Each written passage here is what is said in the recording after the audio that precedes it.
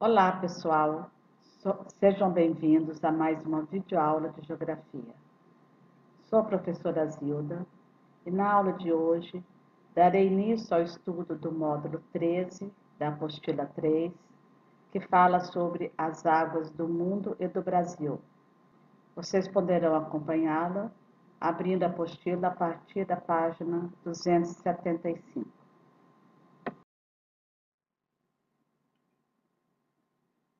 A origem da água. Assim como o ar, a água é um elemento básico para a existência e a continuidade da vida na Terra em todas as suas formas. A água é um elemento fundamental para o nosso planeta, permitindo que todas as formas de vida se desenvolvam. Mas de onde vem a água? Dentre as muitas teorias que buscam explicar como surgiu a água no planeta, as mais aceitas pelos cientistas afirmam que a água existente na Terra teria se originado a partir de dois processos principais. A teoria mais aceita é a da desgaseificação. De acordo com essa teoria, durante a formação do planeta Terra, as moléculas de H2O dos minerais foram liberadas para a superfície, dando origem aos primeiros oceanos. E quando a crosta terrestre se formou, os vulcões liberaram a água junto com outros gases, formando a atmosfera. Outra teoria sobre a origem da água explica que o surgimento dos rios e oceanos se deu pela queda de cometas, asteroides e meteoroides na Terra, já que parte desses corpos celestes é formado por gelo. E quando atingiram a Terra, esses corpos celestes espalharam os cristais de gelo sobre a superfície ainda quente do planeta. Ao derreterem, esses cristais de gelo deram origem à água presente na Terra. A imagem do mapa mundi do planeta Terra nos mostra ela dividida em duas porções: a de terra formada pelos continentes e ilhas e a massa líquida formada pelos oceanos e mares. E logo observamos que a quantidade da massa líquida é bem superior à porção de terras. A massa líquida ocupa aproximadamente 70% do planeta Terra. E esse enorme volume de água torna a Terra azul quando vista do espaço. A distribuição da água na Terra. Como vimos no slide anterior, a água corresponde a aproximadamente 70% da superfície terrestre em estado líquido, sendo que 97,5% da água do planeta é salgada, porque há muitos sais minerais dissolvidos nela, formado por mares e oceanos, e, portanto, imprópria para o consumo. Em relação à água doce, assim chamada porque possui pequena quantidade de sais minerais, que corresponde a apenas 2,5%, sendo que a maior parte está concentrada nas geleiras e calotas polares e no subsolo. Vemos aí que nas geleiras e calotas polares é 77,2% da água doce e no subsolo 22,4%. Mas é uma área de difícil acesso. A água doce que pode ser encontrada nos rios e lagos, vemos lá que ocupa 0,36% da água doce, não é distribuída de forma igualitária pelo planeta. E nem sempre a água é limpa e de boa qualidade para o consumo. A tabela nos mostra os países que possuem as maiores reservas de água doce, isso em 2016. O Brasil ocupa o primeiro lugar, com 13,22%, seguido pela Rússia, com 10,07%, Canadá, 6,66%, Estados Unidos, 6,58% e China, com 6,57%. Apesar do mundo possuir mais de 200 países, observamos que esses 5 países somados possuem 43% de toda a água doce do mundo. Para vocês observarem como é desigual a distribuição da água no planeta Terra.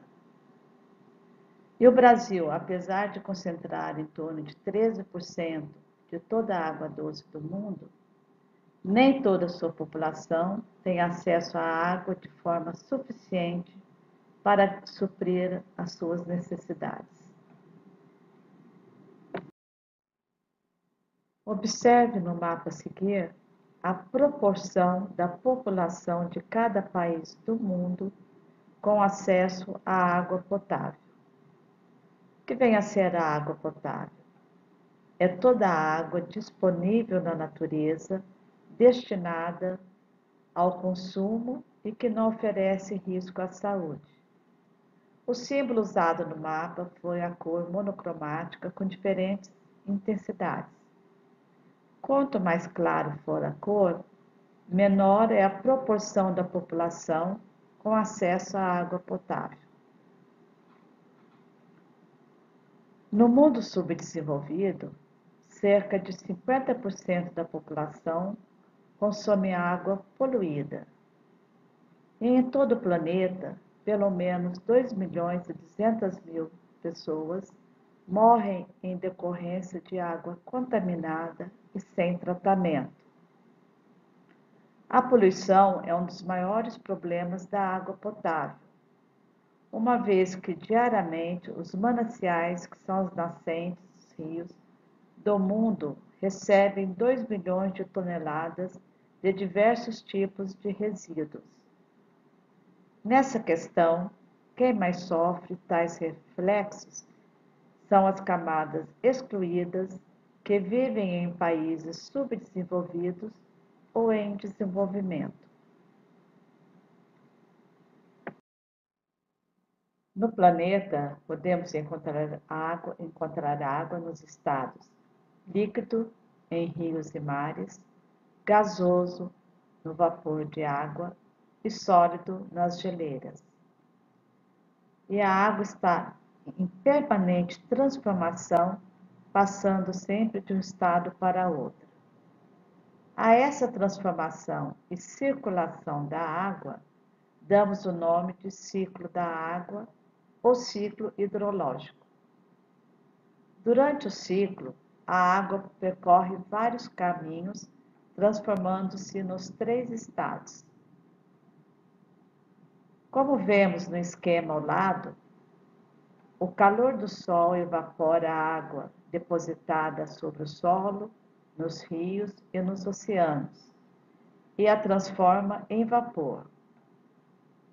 O vapor, por sua vez, condensa e forma nuvens, que precipitam em forma de chuvas, neve, granizo ou orvalho, que ao se filtrarem no lençol freático, formam as nascentes dos rios. Esse ciclo garante a existência da forma da vida no planeta. Caso ele entre em desequilíbrio, muitas espécies ficam ameaçadas de extinção.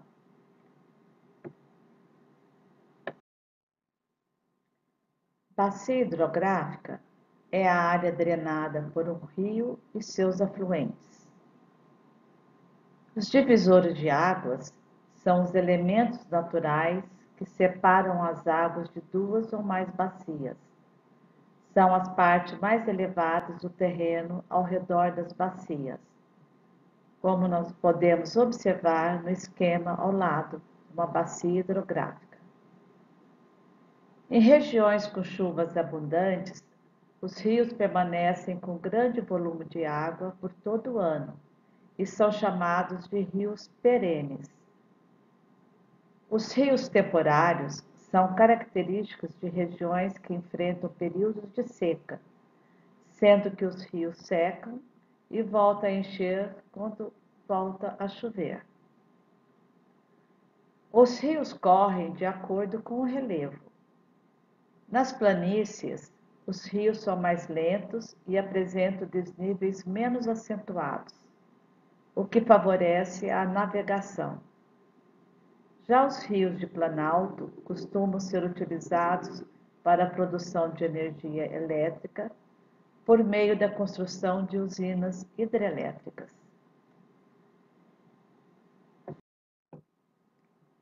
A água é utilizada pelos seres humanos para a manutenção da vida e também para a higiene. Ela está presente em todos os alimentos, seja de origem natural, seja após a transformação industrial. Todos os produtos que consumimos utilizam água em sua produção. Atualmente, a agropecuária é a atividade econômica que mais consome água doce no mundo. Estima-se que 70% de toda a água do mundo seja utilizado para irrigação. No Brasil, quase metade dessa água é desperdiçada durante a atividade. Além do desperdício da água, outro problema é a contaminação das águas subterrâneas pelos agrotóxicos utilizados nas produções. A indústria produz grande parte dos produtos que consumimos, seja na alimentação, no vestuário, nos combustíveis, nos aparelhos eletrônicos, entre outros. Em cada etapa do processo produtivo, é necessária a utilização de água, tanto para o funcionamento de máquinas quanto para a fabricação dos produtos. É responsável pelo consumo de aproximadamente 22% de toda a água doce do mundo. Quanto maior o desenvolvimento industrial de um país, maior é o consumo de água pela indústria. Além do crescente consumo de água, o despejo de resíduos industriais nos mares e rios é um dos principais problemas ambientais provocados por essa atividade. Já o consumo doméstico da água, ou seja, o que utilizamos diariamente em nossa casa, também é bastante elevado, principalmente nas áreas urbanas. É importante lembrarmos que a disponibilidade de água para o consumo humano não é igualitária, e muitas vezes a água consumida por parte da população não é tratada. O abastecimento urbano também apresenta desperdício associado principalmente a vazamentos nas tubulações.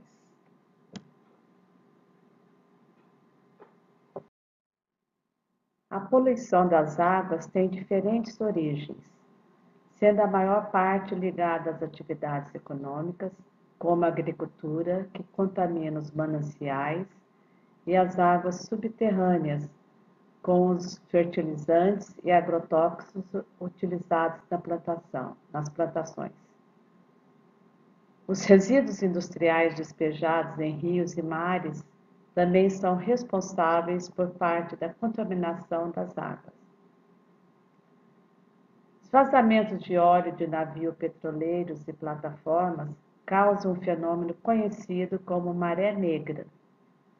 O óleo derramado no mar não dissolve, impedindo a entrada de luz nos oceanos e ameaçando a fauna e a flora. Não são apenas as atividades econômicas responsáveis pela poluição das águas.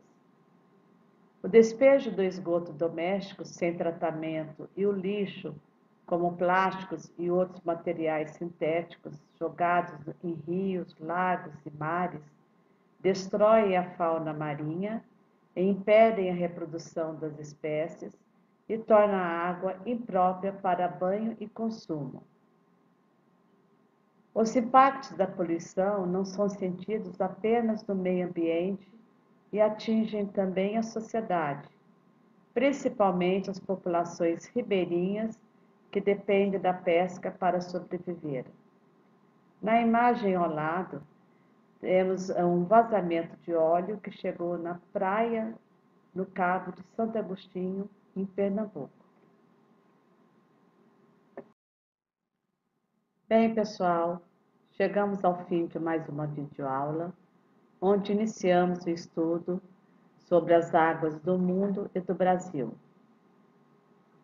Na próxima semana, darei continuidade a esse módulo, onde conheceremos as principais bacias hidrográficas do Brasil e entenderemos a importância dos rios, dos aquíferos e do oceano também para o Brasil, bem como os impactos causados pela poluição de suas águas.